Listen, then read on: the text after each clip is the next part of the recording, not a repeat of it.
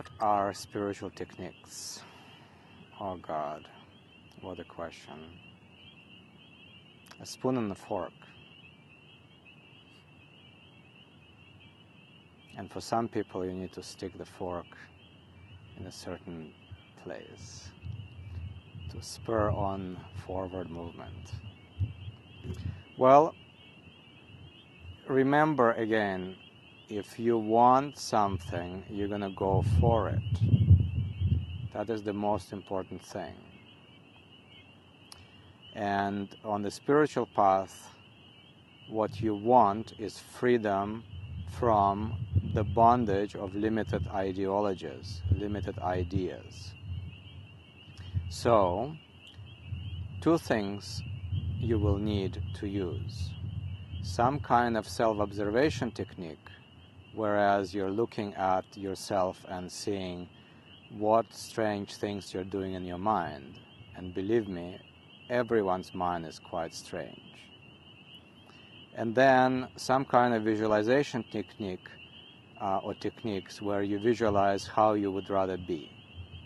So you can see children are naturally focused on the future. Oh, I want to be a truck driver, or I want to be an engineer, I want to be a doctor. And they role play, they visualize how it will be like to be something. So on the spiritual path, broadly two kinds of tools you need. You need one tool where you take a good look at yourself, and another one, a collection of tools which are visualizing how you would like to be. So the contemplative techniques can be walking in the forest and just becoming calm, listening to birds like right now, sitting in meditation, counting your breath, sitting in meditation, being aware of what's happening inside and outside in peace, repeating some kind of mantra to calm your mind down. So all of these techniques are meant to calm your mind and to bring you into the present moment so that you can take a good look at yourself. And you can do it directly. You don't need a technique to take a good look at yourself. One thing which helps a lot with taking a good look at yourself is doing a lot of activities, action, unusual activity. Because if you are doing something you always do, you will see yourself in the same way you always have seen yourself. So if you want to see yourself in a different light, what you want to do is go to some strange place. Go to a foreign country. Go to a different restaurant.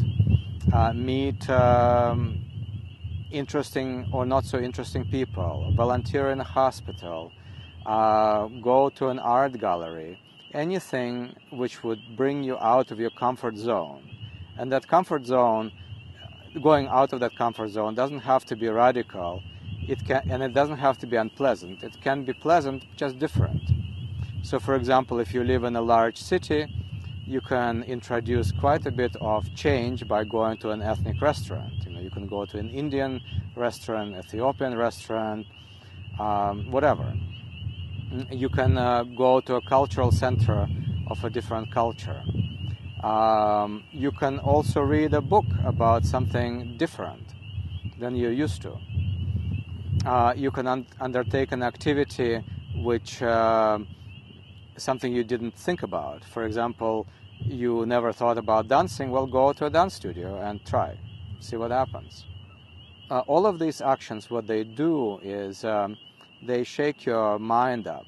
And as it shakes up, you will see yourself in a different perspective. And therefore, you will see yourself deeper than before. And seeing yourself deeper is a very important part of the spiritual path.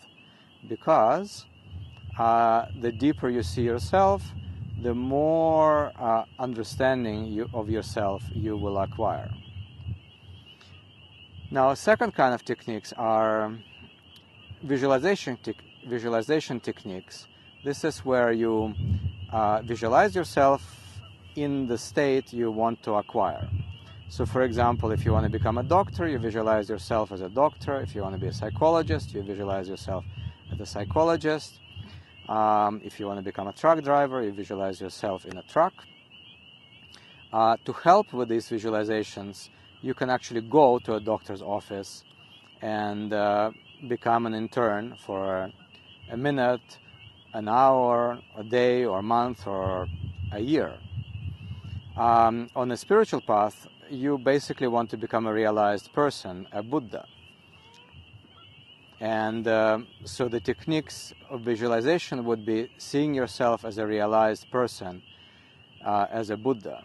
Maybe seeing yourself as a person who has many powers, seeing yourself as someone who is very wise, seeing yourself as someone who is very peaceful and insightful, seeing yourself as someone who can fly, change people, provide really deep help to any being on this planet. That's what traditionally Buddha activity is. So these are the two main techniques, groups of techniques, which make us go forward. Now, ultimately, there is a third kind of technique, which is really not a technique. It's more a realization of a state, and a realization that you are not stable in that state, and you want to be stable in that state. And that is the state where you realize that you are not this world, you are not this mind, you are not this body, you are an eternal consciousness, an eternal Buddha nature, or as they say in Buddhism, the mind. You are beyond everything. And usually this realization comes after 2, 3, 4, 5 years of being on the path. Maybe sooner for some people, maybe longer for others. And then, once you realize that you are an eternal being, that you have no birth, no death, no beginning, no end, you start asking yourself a question. Okay, so I'm this eternity, I'm God, but why am I still disturbed by a stupid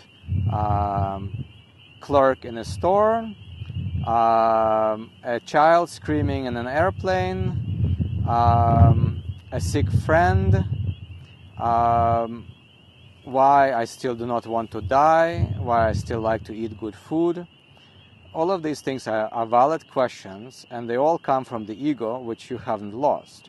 You just realize that you are not that ego. This process, the third process, is a process of pointing out to yourself that you are not the experiences you're having.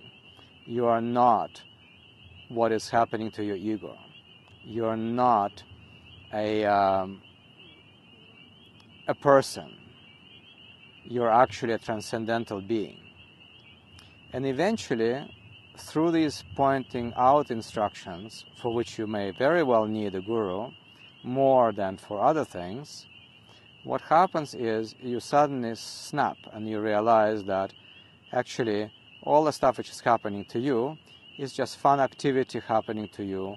Today it's happening, tomorrow it will stop happening, it may start happening again, it may stop happening again. It just starts to become not very relevant. You still will be quite fine being in this world, you will be still capable of paying your bills and maintaining your bank account or a job, but you will lose being personally involved in it. It will not matter to you that much or at all when you get into that stable state.